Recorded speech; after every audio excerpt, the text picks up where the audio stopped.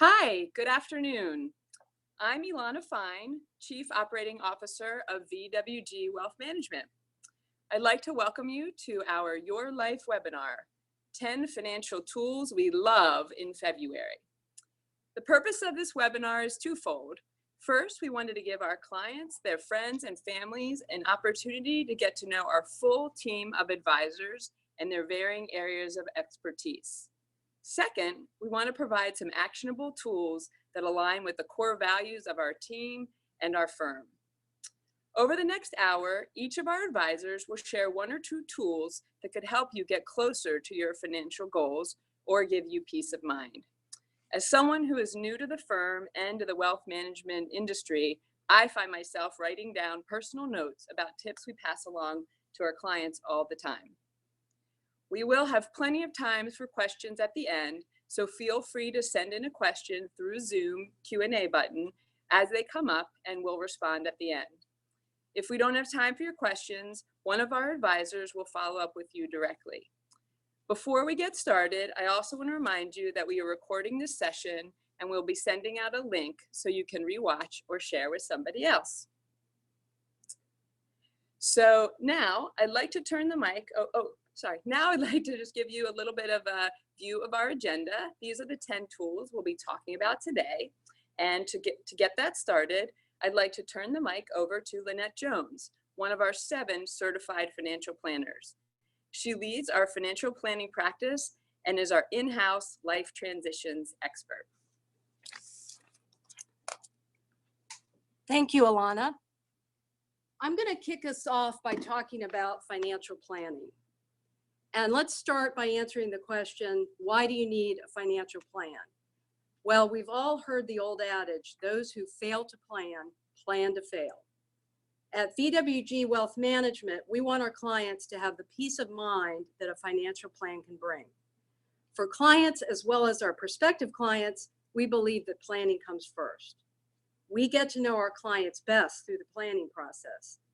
What are your goals and dreams? What are your fears and concerns? And as we update your plans over time, we're able to put the results of the plan to the test, especially during times of market volatility. So let's talk about what is financial planning. A financial plan is really a holistic financial roadmap. Now you may think, hey, I had a financial plan done once, can't really remember when. Do I need another one? Absolutely. Your plan is a living document and should be updated periodically as your circumstances change. Financial planning is important whether you're just starting your career, getting married, planning a family, changing jobs, or nearing retirement. And it can address really important questions such as, how much should I contribute to my retirement plan? How much should we budget for our wedding? What is the best vehicle to save for a child's education? Can I afford to switch careers? Am I saving enough for retirement? And what can I spend now that I am in retirement? Other questions such as, when should I start Social Security? And what is the most efficient way to leave a legacy for my children and grandchildren? Planning should also address important questions such as estate planning, making sure your affairs are in order. Charitable gifting, what can I afford to gift and what is the best strategy? Risk management, do I have enough life insurance to protect my family in the event I pass away? Other questions such as, should I purchase long-term care insurance? Should we pay off our mortgage? One thing you should be aware of is that a financial plan will not address your investment portfolio or recommended allocation strategy. The development of investment recommendations should always be done in conjunction with your financial plan, but it is a separate process. So let's talk about what is involved in creating a comprehensive plan. Well, really, the process starts with getting to know you. What are your goals and objectives? What are you trying to accomplish? What's important to you? For example, enjoying a comfortable retirement, leaving a legacy to the kids, or maybe both. Then we're going to gather data, and I mean lots of data. We will give you homework. You've heard the term garbage in, garbage out. Well, we cannot prepare a comprehensive plan for you unless we have accurate and complete information. What kind of information am I talking about? Income, What do you earn? What are your Social Security projections? Assets, what do you own? Liabilities, what do you owe? Expenses, now this is by far the hardest question for most people to pin down. What are you spending every year? When I ask that question, I get a lot of blank looks. If you don't keep a budget and you're still working, we can help you try to figure out what you're spending every year. We're also going to ask about your insurance coverages, both life, health, long-term care, your estate plan. Do you have one in place? If not, we'll work with you and your estate planning attorney to help you craft a plan. After we gather all the data and completely understand your situation, we're going to prepare a draft plan, review it with you. We'll then finalize the plan and review our recommendations and work with you to implement those recommendations. So it's a process that's ongoing. Why would you choose a certified financial planner professional? Most people out there think that all financial planners are certified, but this is not true. Just about anyone can use the title financial planner, but only those who have fulfilled the CFP board's rigorous requirements can call themselves a CFP professional. As Alana mentioned, at VWG Wealth Management, we have 7 certified financial planners on staff, and all of us here are held to the fiduciary standard, which is the highest standard of care by putting our clients' interests first. So we've talked about the importance of financial planning, but another important topic we want to bring to your attention is credit protection, credit freezes, and credit monitoring. Unfortunately, most of us remember the Equifax data breach that occurred in 2017. And also, unfortunately, many of us have been victims of additional data breaches since then. Before we get into the process of freezing your credit, let's talk about what is the difference between a credit freeze and a credit alert. A credit freeze actually locks down access to your credit. A credit alert notifies you when somebody has accessed or tried to access your accounts, possibly to establish a new credit account in your name without your permission. For those of us who don't need access to credit now, so for example, you don't have plans to finance a car, you're not applying for a new mortgage, you're not requesting a credit increase on your existing credit cards, we recommend that everyone freeze their credit as protection. Keep in mind that freezing your credit will not affect your ability to use your existing credit cards. It just means that no one can apply for new credit in your name. To freeze your credit, call or visit all of the 3 credit rating agencies, and you can see them listed on the screen. It's important to know that you have to freeze your credit with all 3 of these agencies. You can't just do it with one. You're going to need to supply your name, address, date of birth, social security number, and other personal information. Fees vary on a state-by-state basis, but most commonly range from $5 to $10 per request. In some states, fees are waived for seniors. After receiving the freeze request, each reporting company will send you a confirmation containing a unique PIN number or password. Keep this in a very safe place. Why? Because there may be circumstances where you need to lift the freeze. For example, let's say in the future you decide you want to finance a new car or applying for new credit, you're going to have to lift the freeze, otherwise you will not be given access to credit. To do that, you're just going to go back, visit on the website or call the 3 credit reporting agencies to either temporarily lift or remove the freeze completely. Remember, you may need the PIN you were given at the time you froze your credit. And once you initiate the lift, the credit reporting company must comply to your request within 3 business days. Once the credit report inquiry is complete, i.e. you've bought the car, you can establish the freeze with your PIN or password. What are some other steps we recommend that you take in addition to freezing your credit? Well, definitely we want you to monitor your credit report. Even if you've frozen your credit, you need to check your credit report to make sure that you recognize all of the transactions on the report. Because remember, freezing your credit does not protect you against fraudulent transactions on your existing credit cards. You can check your credit for free at each of the 3 reporting agencies. We provided you a link to request your free credit report. In addition, you want to consider enrolling in a credit alert service that will monitor your activity and notify you if there's anything suspicious. It's also important to review your homeowner's insurance policy to see if it includes an identity theft rider. This could help pay for the cost of repairing and restoring your credit and financial relationships should you be the subject of fraud. Are you unfortunately already a victim of identity theft? Well, then we would ask you to contact Amanda Burkhart here at VWG to receive our report, Identity Theft Steps you can take to protect yourself. I would now like to turn the program over to John Ferverth. John is a financial advisor, managing director, and partner at VWG Wealth Management, and he's going to talk about tax planning strategies.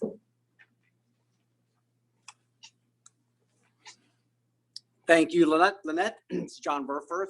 Now that we've got this seminar rolling, it's time to get into the fun stuff, taxes. Everybody loves taxes, I know that. And this is the time of year when everyone is finding out they, excuse me, either didn't withhold enough or they're panicking because they don't have all their tax documents. We're not going to go over those things specifically, but what we are going to go over are some of the implications of the Tax Cut and Job Act, which was passed at the end of 2017, which took place for the first tax year, 2018. There were some major changes for our clients from a tax perspective. First and foremost is Schedule A. So what happened with Schedule A is they made a lot of changes. First off, they repealed the limitation on itemized deductions, which was commonly called the Pease limitation after Congressman Pease. That's now gone. The medical deduction threshold, which was 7.5% for 2018, reverts back to 10% starting this year, 2019. The mortgage interest limitation, which used to be $1 million plus $100,000 on a line of credit, it's now $750,000 total, either a primary or a line of credit, as long as the line of credit was used for the actual home itself, not for college or the new car. That doesn't count. Prior debts are still grandfathered from before December 15, 2017. The last one is the state and local, I'm sorry, the second last one, the state and local tax deduction, commonly called SALT. That was one of the ones that was hit the largest for most of our clients. That is now limited to $10,000.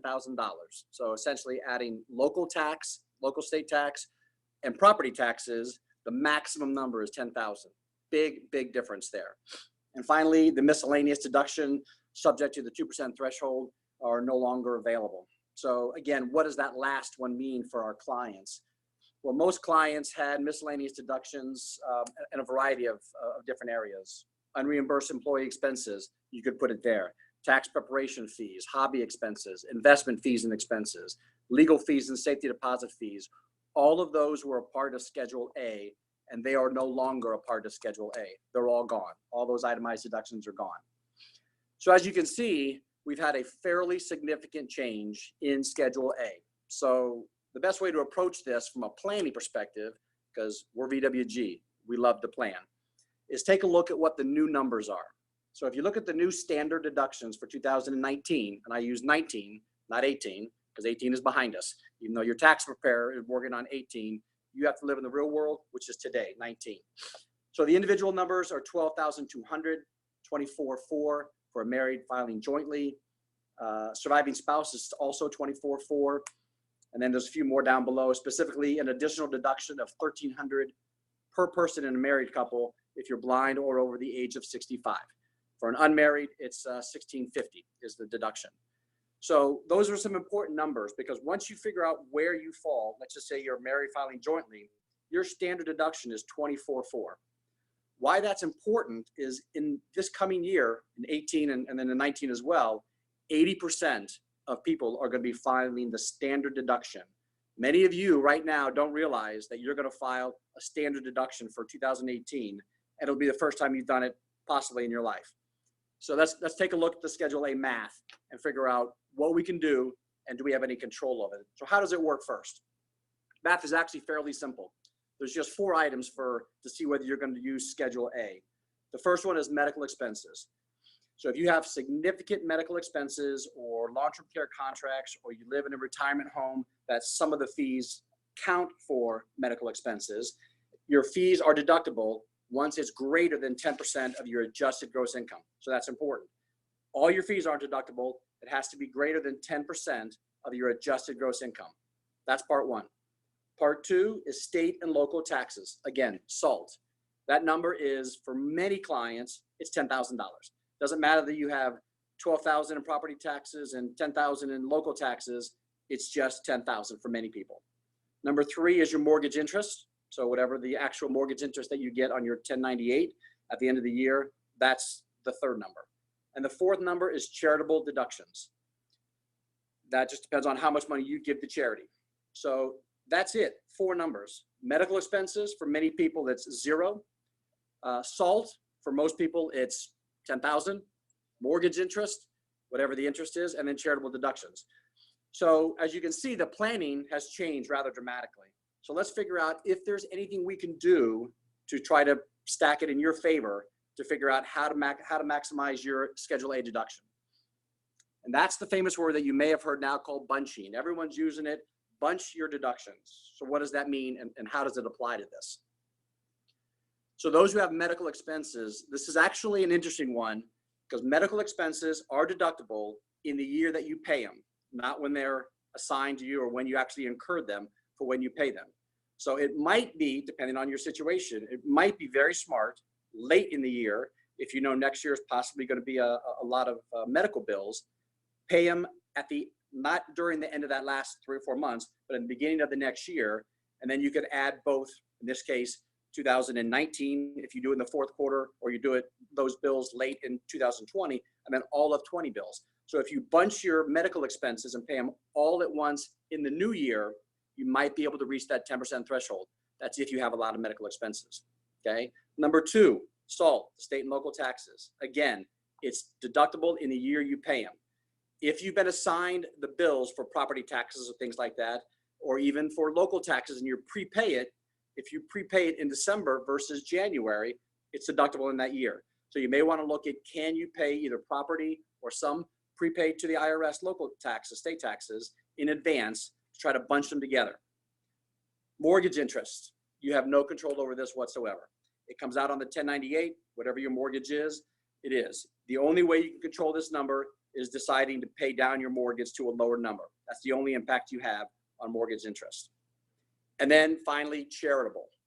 So charitable, you actually do have significant control over this one. And that's one we're going to focus on a little bit more. So if we go over it real quick from a big picture perspective, for many people, medical expenses are 0. SALT, state and local taxes, that's 10,000. Your mortgage interest, depends on your mortgage, maybe let's call it $7,000 for a number. So the math is pretty easy. 0 plus 10,000 plus 7,000 on the mortgage interest, that's 17,000. So what that means is in 2019, if you give $7,400 to charity, you now hit the Schedule A, so you'll actually itemize. But if you did that $7,400, you got no tax deduction for the charity. Why? Because you already had $24,400, and you just got the $24,400 with your charitable contribution of $7,400 in this example. That's problematic. We love charity, but if you want to get a donation or deduction, you have to be a little more planning centric on how to get that. And that's where we're going to go to the next one. So charity, you can consider a large contribution to a donor advised fund, which we'll get to in a minute. Or if you're over 70.5, you can consider taking your distribution from your IRA directly, which is called a qualified charitable distribution. And by the way, it counts as your required minimum distribution. So let's go to the next slide, and I'll go over those a little more in depth of how to do that. So if we go back to that example again of 0 on medical expenses, 10,000 on SALT, which is the state and local taxes, and then 7,000 for a mortgage, you're at $17,000. If you normally give, I'll just make up a number, $6,000 in charitable contributions, that equals $23,000. You're not itemizing your deduction. And in reality, you didn't get any deduction for that charitable contribution you made. So there's a way around it. Again, this is the bunching technique for charity. Open up what's called a donor advised fund. We have many donor advised funds. VWG has their own VWG Wealth Management Donor Advice Fund. That's how we do our casino night and our distributions to the Iraq and Afghanistan Veterans of America every year. So we have these donor advice funds available. They're very easy to open up. So what you do is, instead of doing $6,000 for 1 year and then giving it to the charities that you want to support, you do maybe 4 years in advance. So you do 4 years. So maybe you do $24,000 into a donor advice fund in 1 year. Let's say you do it in 2019. So you've just given $24,000. It's now in a donor advice fund, and you got the deduction this year for the full $24,000. Now you go back to that math of 0 for medical, $10,000 for SALT, $7,000 for the mortgage, and you just gave 24. Now you have $41,000, and you're itemizing this year, 2019. And you got the best use of your charity and the donation. In future years, in 2020, 21, and 22, you're not going to be bunching, and you're not going to be using Schedule A anymore. You're going to use a standard deduction, but yet you're still giving to charity every year the $6,000 that you wanted to give to your various charities. So what have you really done? You itemize this year, 2019, and then you use standard deduction for the next 3 years, maybe longer, depends on your charity. So you maximize the way to play the tax game. So a donor advice fund is simply just being able to donate cash, or in this particular case, we love to donate highly appreciated stock into the donor advice fund. Why? One, now you don't sell the stock and pay capital gains, so you just save the taxes on capital gains. And two, you get the full contribution and full deduction from your itemized deduction in that year. So again, donating stock is a great way to do that. One of our favorite tricks. So then that gets you to the donor advice fund. Now the last one is which I talked about, is the charitable, the qualified charitable distribution. For those who are over 70 and a half, donor advice funds are a wonderful way to go. Giving to charity is a wonderful way to go. If you don't need your distribution out of your IRAs, and you have to make a distribution, that's the required minimum distribution, you can actually give to charity. If your required distribution is, make up a number, $20,000, you can give to charity directly from your IRA $20,000, and that's called a qualified charitable distribution. You're not taxed on the $20,000 distribution, and you fulfilled your required minimum distribution. So you got 3 birds, 1 stone, and you're done with your RMDs for that tax year. So in summary, for the charity piece, you've got the donor advice fund or the qualified charitable distribution from your IRAs if you're over 70 and a half. By using those two, you're going to still give to charity, which is a wonderful thing to do, and you maximize it within the tax code. That makes sense. We'll go on to something nowhere near as exciting as taxes, and we'll bring in Michelle Kuzma, who's been part of VWG for 13 years now, and she's going to talk about a couple of items. Michelle? Thanks for making me feel old, John, to start off the presentation with. I'm Michelle Kuzma-Kempf. The first item that I'm going to be talking about is 529 plans. And one thing you might see here on my things that I love page is my 2 young sons. And so talking about 529 plans is very pertinent to me. If we flip to the next slide, one of the reasons so is if you look at that chart down in the bottom right corner, college is very expensive and it only is going up. The numbers for the 2017 expenses are high, but gosh, if you look out to 2037, they're just astronomical.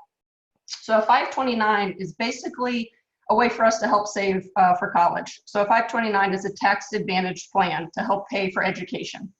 Eligible education includes any college, university, community college, vocational school, or any post-secondary institute.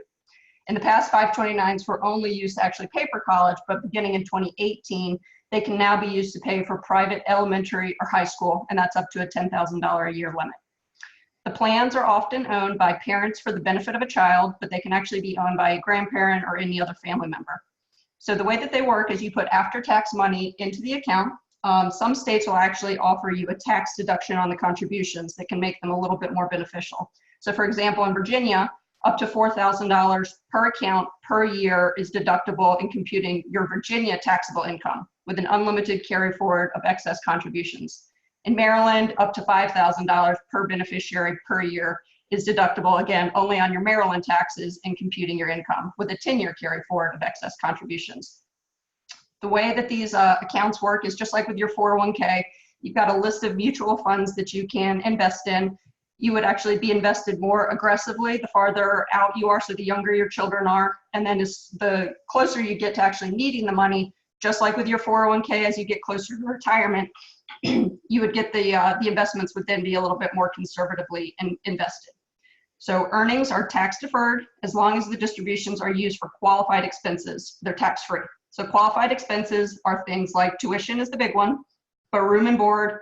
So if your child decides to live off campus, you can cover up to the cost of attendance. Each school has this number listed on their website. So, you know, you can't go out and buy the most or rent the most expensive dorm in the downtown area. You can only deduct up to the portion of the cost of attendance. You can also use the expenses to cover technology items. So they're computers, printers, even the internet that you have to pay for. And lastly, books and supplies.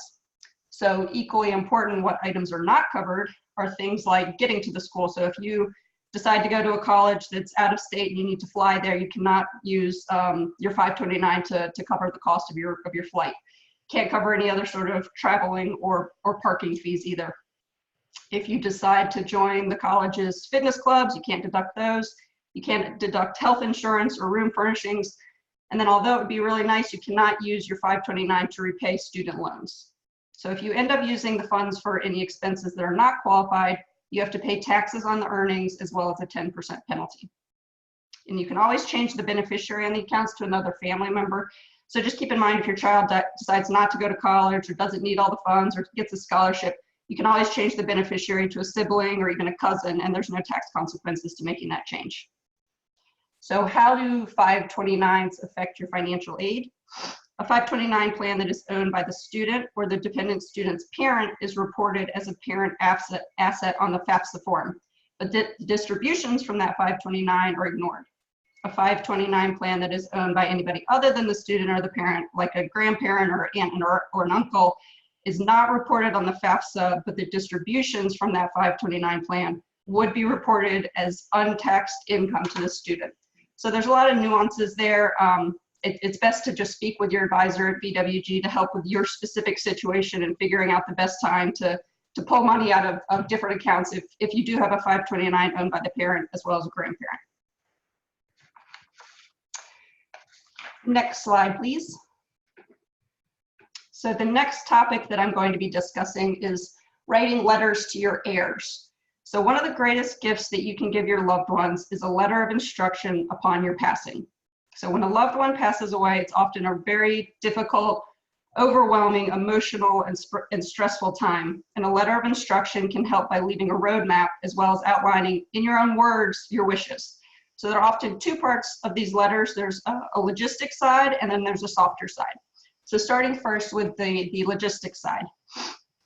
The letter should include the contact information for your financial advisor, obviously, your attorney, your insurance agent, and your CPA.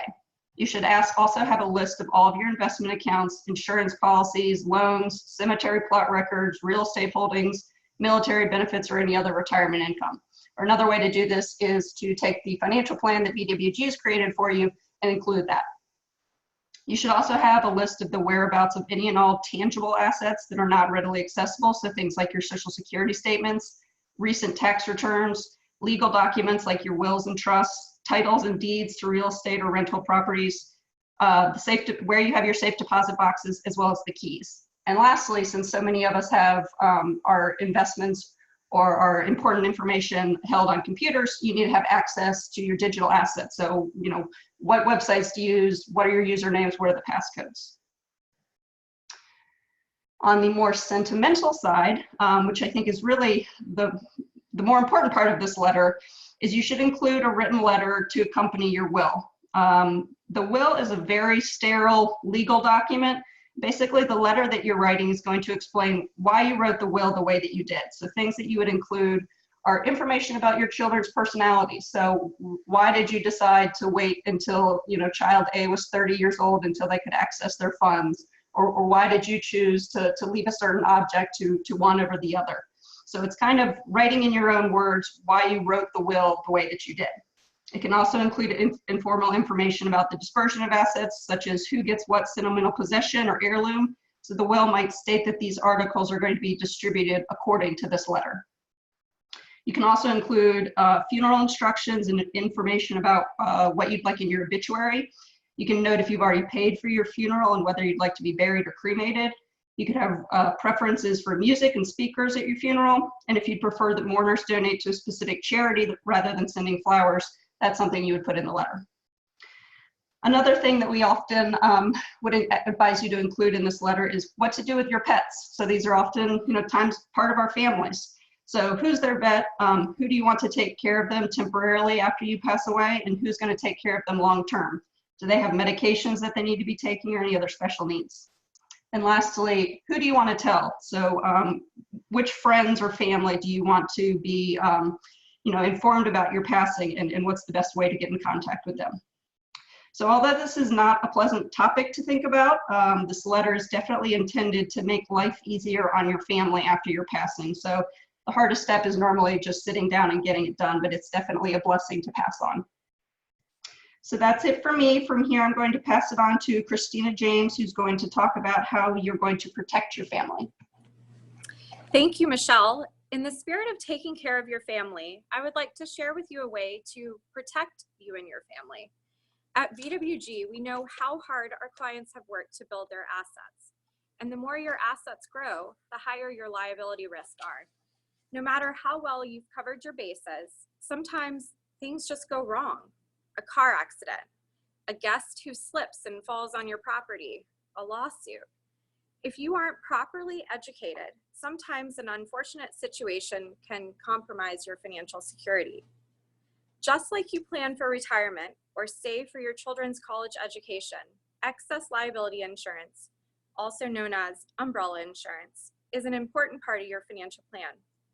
Your umbrella policy kicks in when the underlying liability limits of your other policies, such as home and auto, aren't enough to cover the unexpected cost of a lawsuit or accident. Why should you consider an umbrella policy? Protecting your family, maintaining your reputation, being able to drive with confidence, protection at your house, and protection against uninsured motorists. So consult with a property and casualty insurance broker to determine the appropriate amount of coverage. A good rule of thumb is to protect your net worth plus annual income. Also, consider adding your revocable living trust as an additional insured. Questions to ask yourself for determining how much umbrella or excess liability coverage you need are, do you entertain guests at your house? Do you have teenage children? Teenage drivers are a huge liability. Teenage parties are a huge liability. Do you employ household staff such as a nanny or a housekeeper, babysitters? Do you or your family members travel regularly for business or pleasure? Do you have a swimming pool, hot tub, or trampoline at your home? Do you own a second home or a rental property? Do you serve on a board for a nonprofit or charitable organization? These are all questions that you should ask yourself to determine your exposure. It is also important to add uninsured motorist coverage to your umbrella policy. An example of why you need uninsured motorist coverage on your umbrella is a family was struck by an oncoming car. While his family sustained only minor injuries, the husband, who happened to be a surgeon, required months of therapy while his dominant hand was fractured and unable to work in the meantime. When the family filed a claim against the other driver for loss of income, they discovered the driver only had $25,000 in liability coverage. Because the client had uninsured motorist coverage on their umbrella, the family was able to recover their damages, including his lost earnings. Nearly everyone needs an umbrella or excess liability policy. Consider your young graduate who just started their career. If something were to happen to them, they could be sued, not for their net worth, but against their future earnings. So they're potentially handicapped from being able to save in the future because they have a large payout that they're making each year as a result of not being properly insured. So here are a few examples that might help illustrate the potential gaps in your coverage. Adequate excess liability limits can help protect you when the unforeseen results in a liability judgment against you. These are real cases, and they're in various states, but just to give you an idea of how these things can happen. So while taking items to his trash, a man was attacked by a neighbor's 3 dogs, which had escaped through an open gate on the neighbor's property. The man sustained multiple lacerations to both legs and had a lower back injury. $7.7 million judgment. After completing his work in the attic of a customer, a heating and cooling service technician fell through the floor of the attic, falling nearly 20 feet. He sustained injuries to his back, hand, foot, ribs, shoulder, and wrist. $8.9 million judgment. While riding his motorcycle down a highway, a man was struck by a vehicle traveling the wrong way. He sustained multiple fractures, including his arms, collarbone, pelvis, and jaw. The injuries also resulted in infertility, pain and suffering, and lost wages. The vehicle occupants, all minors, were intoxicated at the time and had left a party at the defendant's house where alcohol was being served. The judgment was $47.5 million. So it is very important to have umbrella coverage, excess liability insurance, and I would recommend this for any adult. So really making sure that you are well covered is very important. So the next tool that we love having in our toolbox is strategic credit. So what is strategic credit? So when applied effectively, credit can be a powerful financial lever to substantially enhance your monetary returns. Growing up, I was taught to avoid debt at all costs. Debt was restraining you from financial freedom and success. However, while I was working at a bank, I began to grasp the power of leverage and realized when properly structured, debt can actually accelerate wealth in addition to protecting it. While many use debt out of necessity, the affluent or strategic borrower approaches debt from an opportunistic standpoint. So, how to use credit strategically? First, take time to assess your situation. An example of someone who didn't take the time to call his CPA or his financial advisor at VWG is a man. Let's call him Tom. By the way, this is a fictional example, but this too often happens in real life. Anyways, Tom needed to raise about $250,000 in cash. He decided that the easiest way to do this was to sell his securities and generate the cash. He didn't consult anyone and went ahead and executed the trades. Tom happens to be in the highest tax bracket and pays long-term capital gains at 20%. And with his high income, he is also subject to the net investment tax of 3.8%. Yikes. If Tom has $100,000 in gains, he could end up paying nearly $25,000 in taxes, not to mention the dividend income he's foregoing because he no longer owns those securities. So that's how not to use credit strategically. An example of using credit strategically is Bob and Sue. Bob and Sue are ready to move into assisted living, and there's some work that needs to be done on their home before they can sell it. They don't have a mortgage on the home, so the plan is to use the proceeds to buy into the assisted living home. By the way, if you haven't looked into how much it costs to move into an assisted living home, you should. It is very expensive, and it's not something you can get a mortgage to help you buy into. So in this case, you really do need to either sell your home or use some type of other savings or credit. The cost in this example of the assisted living home is $500,000. Bob and Sue's home is worth $750,000. They have a joint brokerage account worth $2 million and capital gains of $500,000. The clients decide to use a margin line of credit for $500,000 against their brokerage account. They are able to move into the assisted living home before selling their existing home. They pay interest on the margin line for a few months before selling their existing home and paying it off. They avoid paying capital gains and avoid the hassle of living through the inconvenience of renovations, staging, and selling a home. So Remember that debt can be a very powerful tool in your financial playbook. Keep that in mind and call VWG to help you make the right call during these decisions. Next up, we have Rick Weeks. Rick is our Chief Investment Officer and also the W in VWG. Thanks very much, Christina. I'm here today to talk to you with a basic explanation of alternative investments. So what are alternative investments? Alternatives are a broadly encompassing term used to describe investments that are not the familiar liquid publicly traded stocks, bonds, cash, CDs, money markets. So from this angle, alternatives are really explained by what they are not.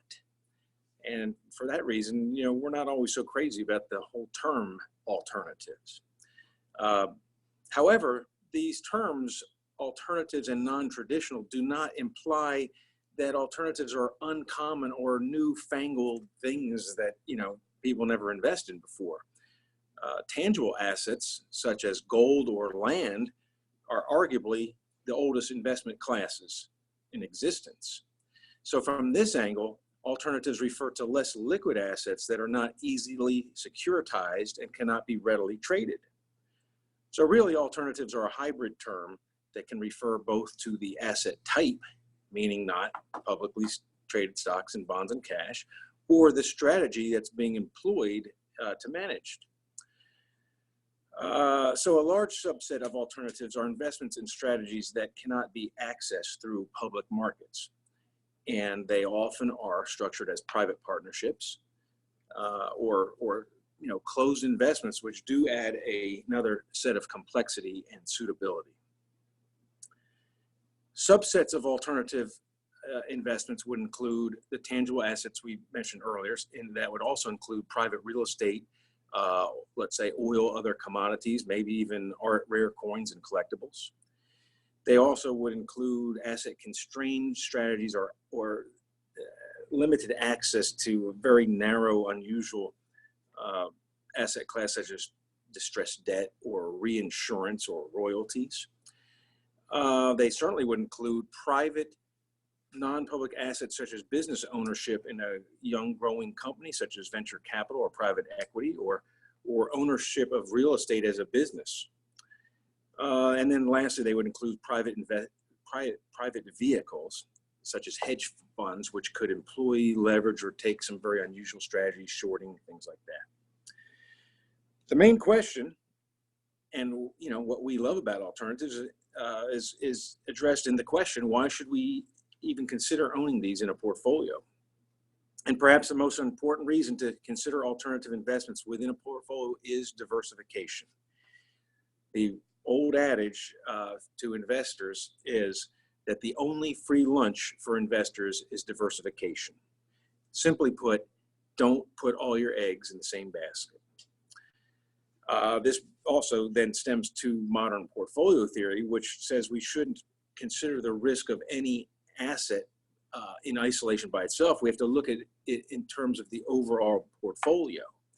So having something that perhaps could be zigging when others are zagging, that could be going up when others are under siege or under peril, hopefully can give us a smoother path to long-term investment success.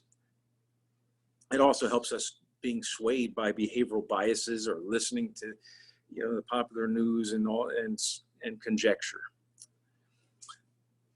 So overall, what are the objectives of using alternative investments in a portfolio?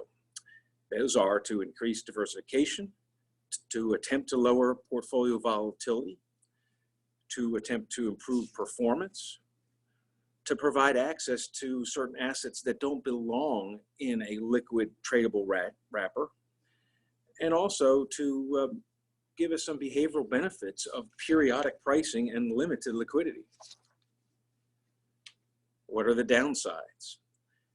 Some of these are the same things we said are the benefits, such as limited liquidity, possibly less transparency, the potential use or even misuse of leverage, potentially tricky or complex legal or tax consequences. It would be, they're more difficult to rebalance portfolios.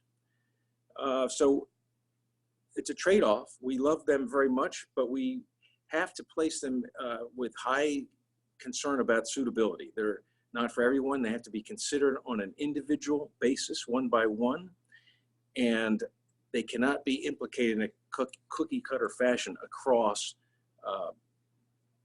multiple portfolios. They have to be looked individually, and that's where we really have a great care and passion in working with our clients and designing portfolios using them. Now, I'd like to introduce my partner, Patricia Pick, who's going to talk to you about health savings accounts.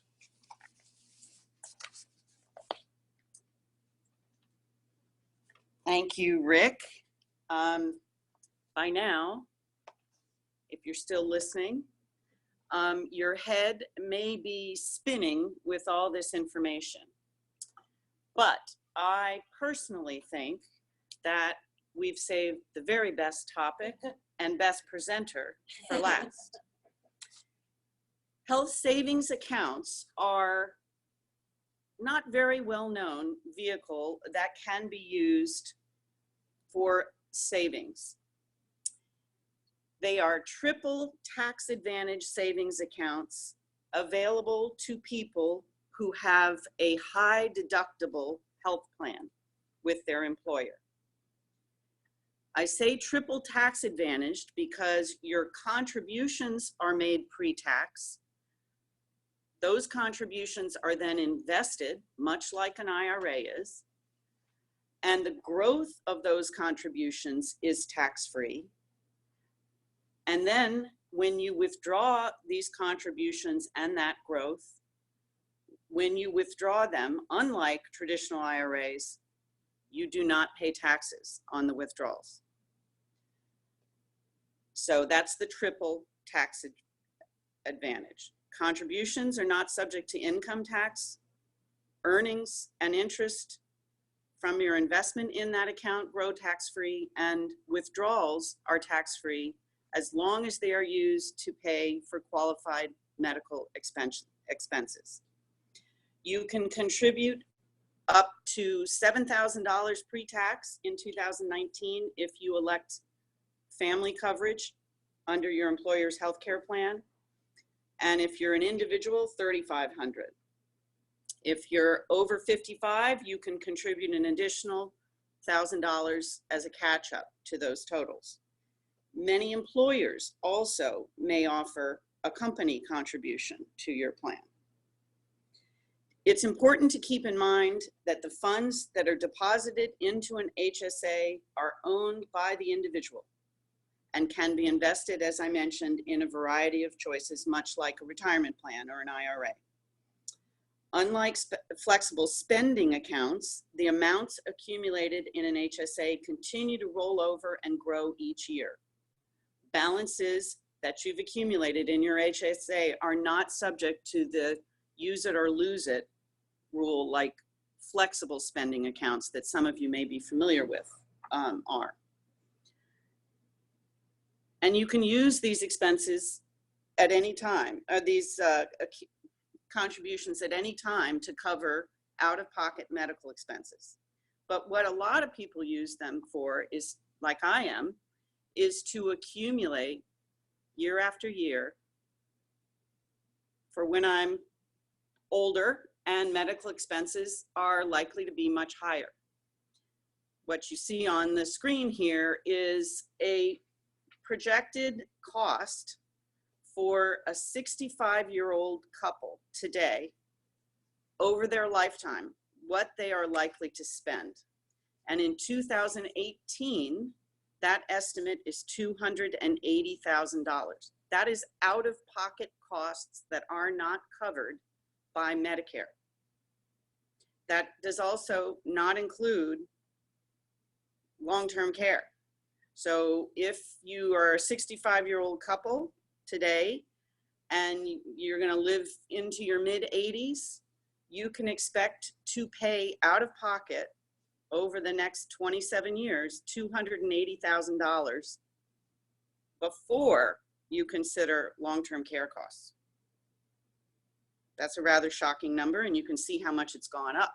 That's why there's so much conversation in the news about healthcare expenses and pharmaceutical prices, etc. So one strategy that we like to use is prior to 65, when you qualify for Medicare, most people know, you fund a health savings account through your employer. And you accumulate those resources to cover those costs that are not covered by Medicare in retirement. Medicare does not cover dental, vision, or hearing. And by contributing to a health savings account, you can build up a nest egg of tax-free funds to use for these expenses. You can also use these funds that you've accumulated in your HSA to cover Part B and Part D, which is prescription drug premiums in Medicare. Here you can see in front of you what percentage of that $280,000 is drugs. 20% of that $280,000 that's projected, you're going to be paying for drugs.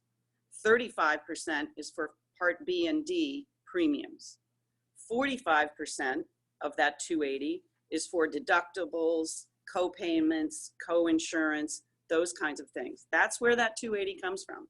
It's shocking when you add it up. So you can also use your HSA to cover part of the cost for tax qualified long-term care insurance.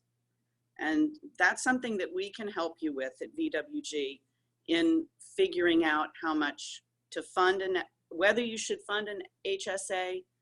Oftentimes employers give you high deductible options as well as more conventional health plan options, and weighing those, we can help you look when you're looking at that. I'm going to turn it back over to Christina now, and she's going to field some questions that we've gotten from participants. Thank you so much, Patricia. While we love all of the financial tools presented today, the one we are married to is financial planning. At VWG, we believe a comprehensive financial plan is the most important tool. Creating a financial plan helps you see the big picture and set long and short-term life goals, a crucial step in mapping out your financial future. With that being said, I would now like to turn it over to the Q&A portion of our webinar today. To ask a question, click the Q&A button and type in your question. We will do our very best to answer all the questions, but if we aren't able to address your question, your advisor will reach out to you and follow up. To help encourage participation, we are giving away copies of the 5 Wishes document to anyone who asks a question.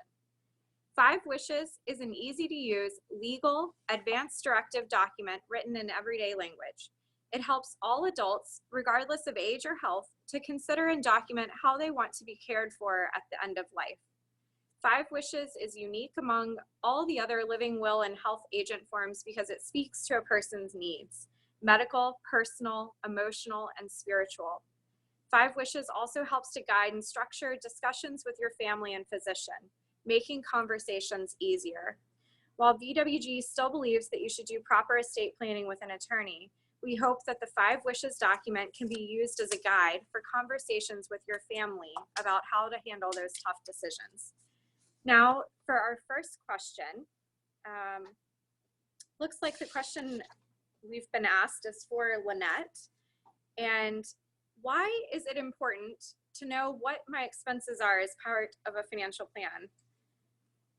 So Christina, thank you. That is a great question. And we do get that question a lot. I think the thing to think about in terms of expenses is it's really a driver in your plan. So whatever expense figure that we use in the plan is going to run through the life of the plan, and sometimes that could be 40 or 50 years.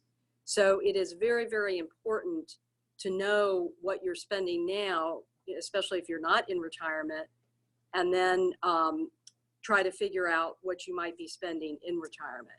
So that figure is going to really affect how the outcome of the plan, in addition to the assets that you've accumulated in things like Social Security. So great question.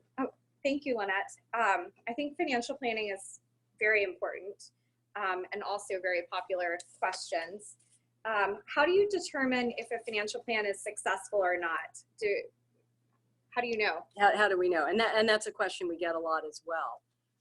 For most people, you know, the answer to that question, or the question that they have going into the planning process is, am I going to outlive my assets in retirement?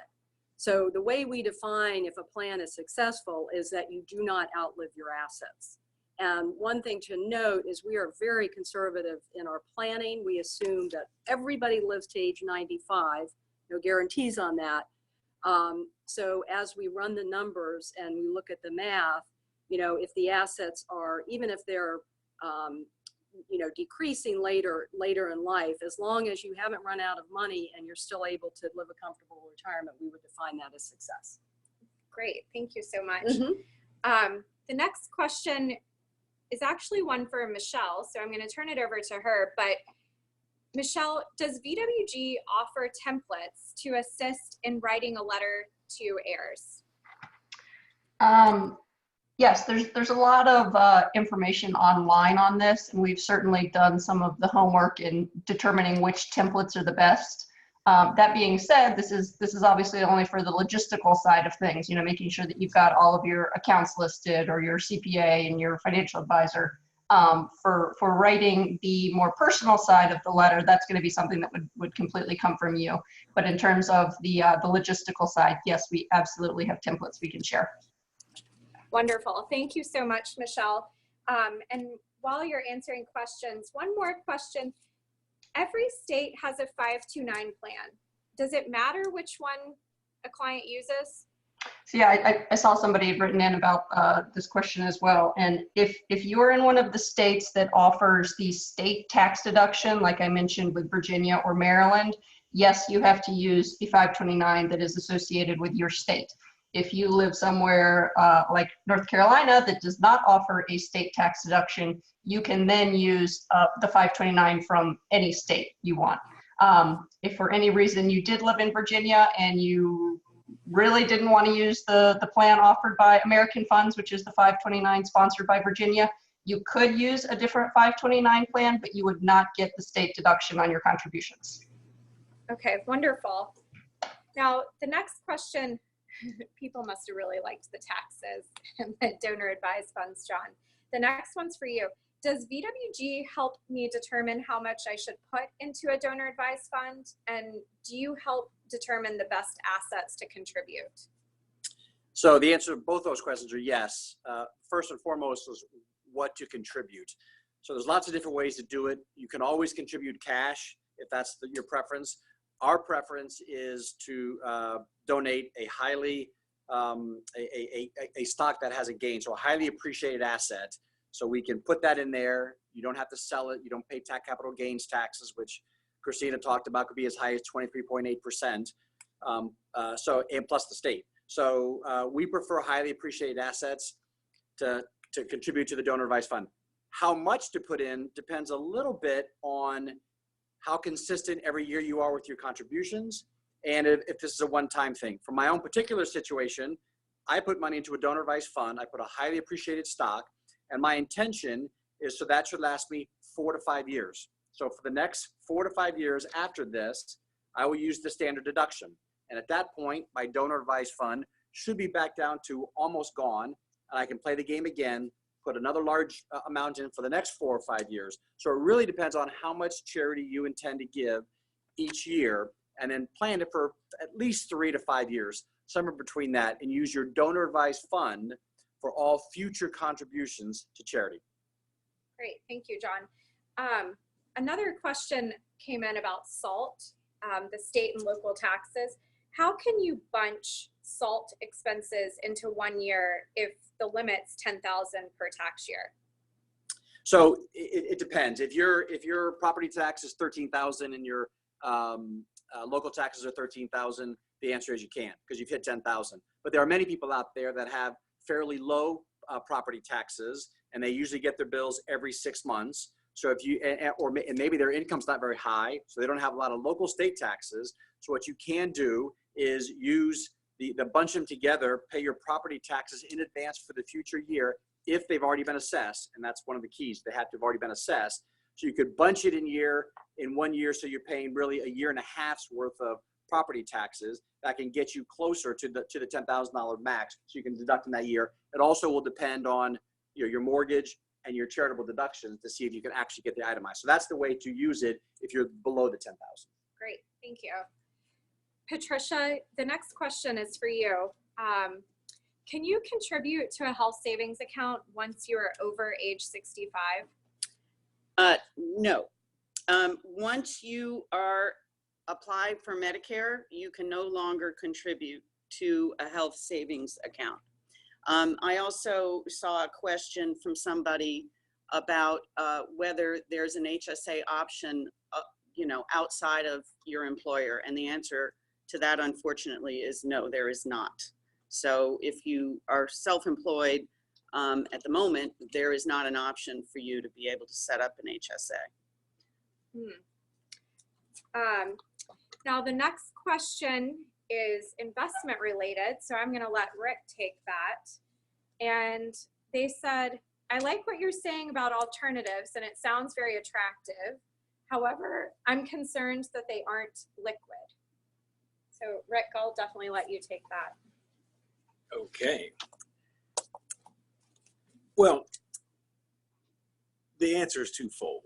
One is what makes them attractive is they're not liquid, which means that you have to think very deeply about it and decide you want to make a long-term commitment to it, and trust that you have confidence in the long-term ability of it to do what you're designed for it to do in the portfolio without worrying about the price of it today and tomorrow. And it really helps you focus on the long term, which it should be. Most important, though, is that this is all part of the whole planning process. It boils back. All of our clients have some pretty long time horizons and need to be able to fund these long-term plans. And therefore, it makes sense to have some assets who are also long focused. Just because you don't have liquidity, but you have a 20-year horizon, doesn't mean it's a problem, but it's about us customizing the portfolio for that particular client and choosing the right amount. And it's not for everybody, and we have to be really conscious and thoughtful. Rick, that kind of dovetails into our next question that came in. They heard that there's going to be a recession on the news.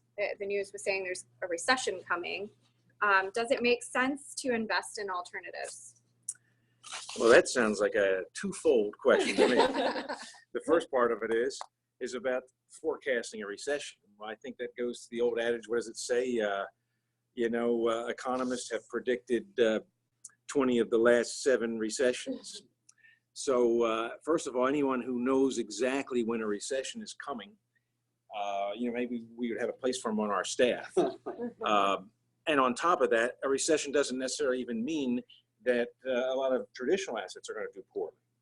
Second of all, alternatives is a very broad bag. As we talked earlier, there are both types of assets and strategies, and there are certainly some that would do quite well or could possibly do quite well in a more troubled economic scenario. So that's actually why we want to have a diversified portfolio, things that could do well at different times under many different circumstances that we cannot predict. Great, thank you. The next question is for me, which is great because I was starting to think people didn't care about my topics. So one of the questions is, when should I apply for credit? And the answer is when you don't need it. You should always apply for credit when you don't need it, because when you do need it because of a loss of job, a loss of income, a change of situation, you're now retired, that's when the banks are less likely to give it to you because it is based on debt to income.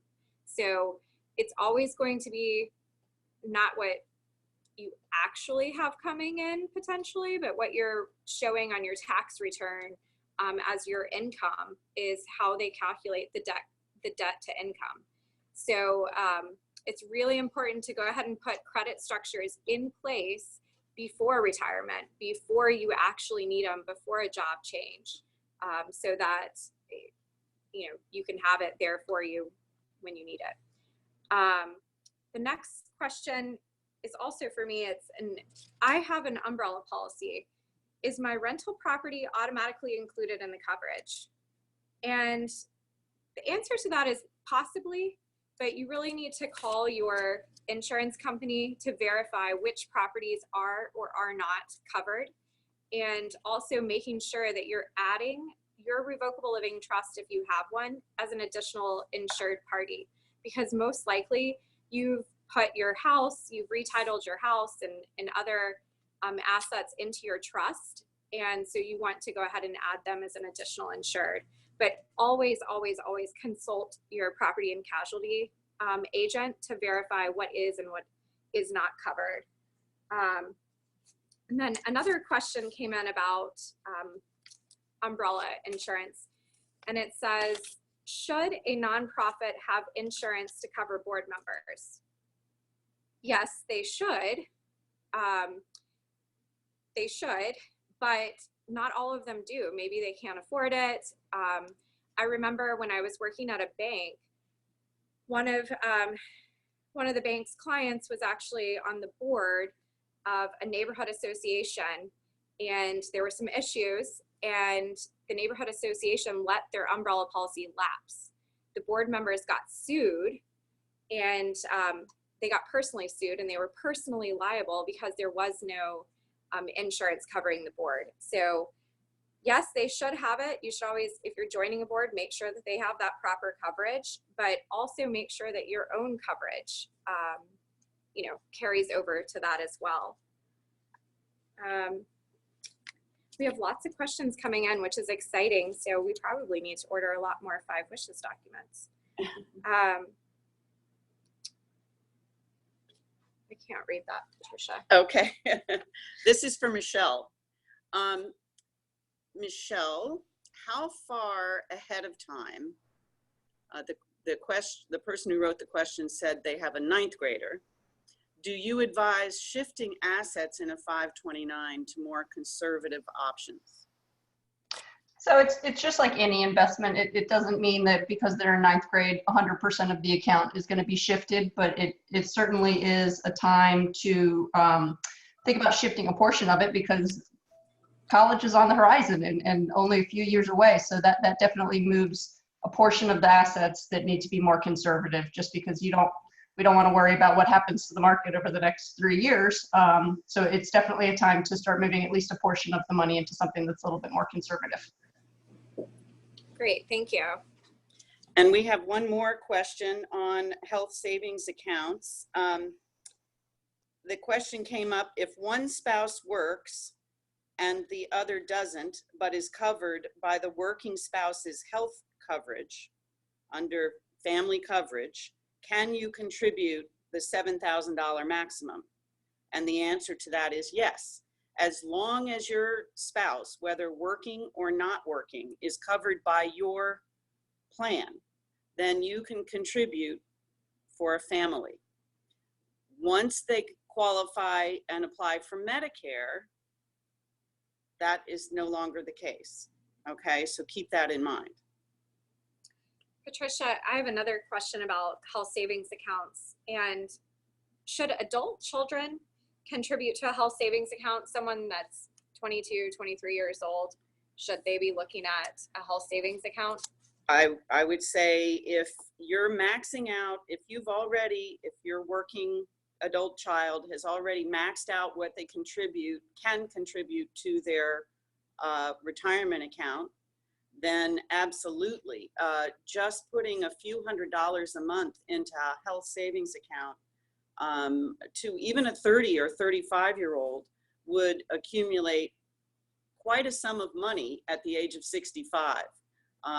Even at a 6% rate, a 35-year-old contributing would accumulate, if they're contributing $300 a month, they would accumulate over $250,000 at the age of 65. If they start earlier, if they start at 30, that number goes to 350 or more. Thank you so much, Patricia. And I'm going to give it just a second to see if we have any more questions come in. But, oh, we just got 2 more.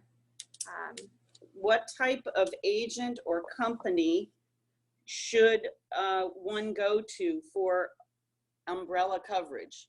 And are there any special questions to ask? Oh gosh. Well, first, let me just give a disclaimer. This is Christina, and I do not sell property and casualty insurance. I am not licensed to do that. But what I would do is I would definitely go to a broker. You know, a broker is going to be able to broker out your insurance. They're going to say, this is your situation, and go to 10, 15, 20 different insurance companies and find out the one that's best for you. For me personally, I have a cedar shake roof, and I can only find one insurance company that is willing to cover my cedar shake roof. And every year I just rebroker it to see if someone else is interested. But you should be going to a broker, and you should be telling them all of the different activities, asking yourselves those questions. You know, do you have teenage kids? Do you have a trampoline? Do you have a pool? Do you have contractors in your house? Those are questions that your broker should be asking you, but you should also be kind of telling them about some of the situations that you're putting yourself into that might possibly result in an accident or a lawsuit that you would want to be protected for. You could also go, this is Patricia again, you could also go to your current homeowner's policy agent or auto agent. You can save a lot of money, if you don't know this already, by combining coverages under one company. So go start there, start with your existing homeowners or auto insurance agent and ask them about umbrella coverage. And ask them, by the way, we got another question about, you know, I have $1 million of umbrella coverage. Is that enough? Based on Christina's examples, it certainly didn't seem like that was enough. But that's an excellent question to ask these insurance professionals, and start with your existing homeowners or auto policy agent. Yeah, but I think it just goes back to that formula too. You know, looking at the value of your home, the value of your assets, plus your income. Those are generally good indicators of a general amount that you might need to have, but very important to have umbrella coverage. Do we have any more questions coming in? We've tried to cover most of them. And if we didn't get to your question, I can assure you that somebody, most likely your financial advisor, will address those questions directly with you. But we are all available to everyone to answer questions. Sorry, I'm just fielding another question. You want to take that one, Christina? Well, I'll read it, and Michelle, I'm going to let you answer it. But can you contribute to a non-Virginia 529 with Virginia earnings and still get the deduction in Virginia? No, it has to be a Virginia 529 plan to get the Virginia deduction. Great, thank you. Also, well, there's one quick question about HSAs, and what happens to unused HSA funds should you pass? Well, there are certainly beneficiary designations on HSA accounts, and it would go according to that. So that does look like we've addressed most of the questions, and otherwise we'll be following up with you directly. But we just want to say thank you so much for taking time out of your day to join us. We do hope that you found it beneficial, and please reach out to us if you have any questions, and share this with, we thought and we designed this where, you don't necessarily have to have $1 million, $2 million, $5 million, $10 million for this to be relevant information to you. We think this is relevant information for your adult children, your parents, your family, your friends. So please share this with them. Look forward to speaking with you all soon, and thank you again for attending.